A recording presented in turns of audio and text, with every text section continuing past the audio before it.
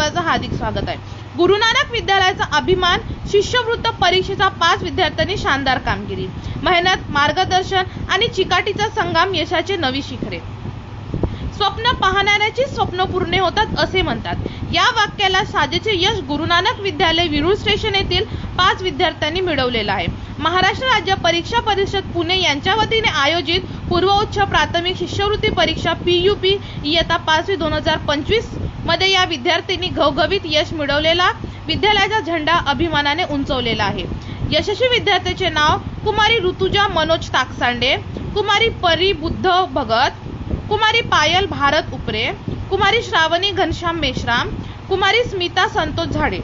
या सर्व विद्यार्थ्यांनी कठोर परिश्रम, सातत्यपूर्ण अभ्यास केले असून आणि प्रचंड आत्मविश्वासाने जोरावर ही कामगिरी साधली आहे। विद्यालयाच्या वतीने 5ही विद्यार्थ्यांचे मनपूर्वक अभिनंदन करण्यात आले असून त्यांच्यावर शुभेच्छा वर्षाव करण्यात आलेले आहे। या उल्लेख यशामध्ये शाळेचे मुख्याध्यापक PM धानोरकर सर, ज्येष्ठ शिक्षक श्री RS मोरे सर, वर्ग शिक्षक श्री DR उराडे सर, तसेच सहाय्यक शिक्षक Shri Bele sir, Shri Dawande sir, Shri Mohitkar sir आणि कार्यकालीन कार्यकर्ता तत्पर लिपिक श्री संकेत येवले यांच्या मोलाचा सहभाग आणि मार्गदर्शन लाभलेलं आहे। मुख्याध्यापक आणि शिष्यवृत्त वंदीने विद्यार्थ्यांच्या यशाबद्दल गौरवद्वारे काढले आणि विद्यार्थ्यांच्या सातत्यपूर्ण प्रयत्नाने, चिकाटीची आणि आत्मविश्वासाने भरून कौतुक केले व त्यांच्या उज्ज्वल भविष्याकरिता शुभेच्छा दिले।